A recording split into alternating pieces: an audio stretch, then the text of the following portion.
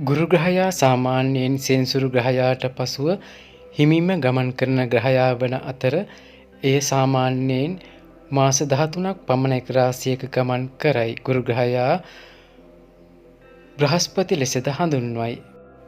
ගුරු ග්‍රහයා ධනු රාශියට සහ මීන රාශියට අධිපති ග්‍රහයා වන අතර කටක රාශියේදී උච්ච බලයට පත්වෙයි. මකර රාශියේදී ගුරු ග්‍රහයා නීච භාවයට පත්වෙයි. පුජ්‍යලයකුට තම ජීවිතයේ සියලුම අරමුණු සාක්ෂාත් කර ගැනීමටද ගුරු ග්‍රහයා උපකාරී වෙයි. දරුවන්, සතුට, නිවාස, ධනය, සමෘද්ධිය, ප්‍රීතිමත් විවාහ ජීවිතයක් සහ සමාජ ගෞරවය වැනි දේවල් ලැබීමට නම් ගුරු ග්‍රහයාගේ බලය අත්‍යවශ්‍ය වෙයි. එම නිසා මෙම ගුරු ග්‍රහයාගේ ග්‍රහමාරුව ලග්නයෙන් ලග්නයට බලපාන ආකාරය අපි දැන් විමසා බලමු. තුලා ලග්නය. තුලා ලග්න හිමියන්ට ගුරු ග්‍රහයා ඔබගේ ලග්නයෙන් 3 වන භාවයට සහ 6 වන භාවයට අධිපති ග්‍රහයා වන අතර 2025 මැයි මාසයේ 14 වන දින ඔබගේ ලග්නයෙන් 9 වන භාවය වන මිථුන රාශිය තුළට මෙම ග්‍රහමාරුව සිදු වෙයි. 9 වන භාවයේ ගුරු ග්‍රහයා සංක්‍රමණය කරන කාලය තුළදී ඔබගේ ආගමික අදහස් සහ හැඟීම් ශක්තිමත් වනු ඇත. ඔබ ආගමික කටයුතු වලට සතුටින් සම්බන්ධ වනු ඇත.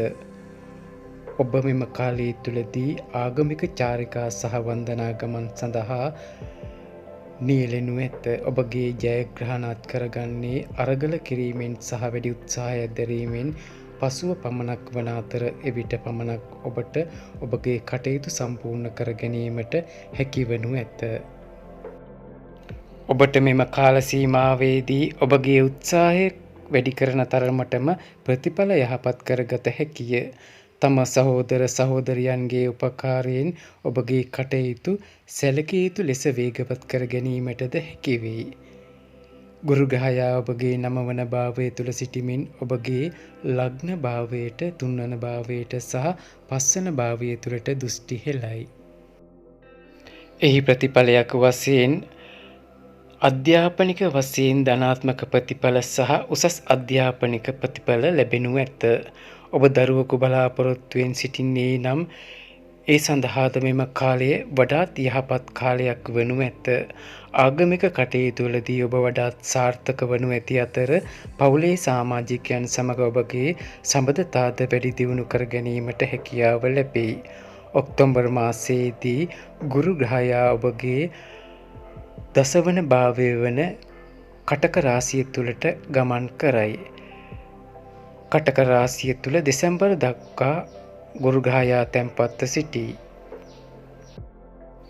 ඔක්තෝබර් මාසයේ සිට දෙසැම්බර් දක්වා කාලයේදී ගුරු ග්‍රහයාගේ බලපෑමෙන් ඔබට රැකියාවේ යම් දුෂ්කරතා ඇති කළ හැකිය. මෙම කාලය තුලදී ඔබ අධික බලාපොරොත්තු තබා ගැනීමෙන් වැළකී සිටිය යුතුය. දෙසැම්බර් මාසයේදී ගුරු ග්‍රහයා යලිත් වරක් ප්‍රතිගාමීව ඔබගේ 9 වන භාවයට ඇතුළු වන අතර එමගින් මෙම කාලය තුලදී රැකියාවේ දුෂ්කරතා සහ ඔබගේ පියාට සමහර සෞඛ්‍ය ගැටලු ඇති කළ හැකිය.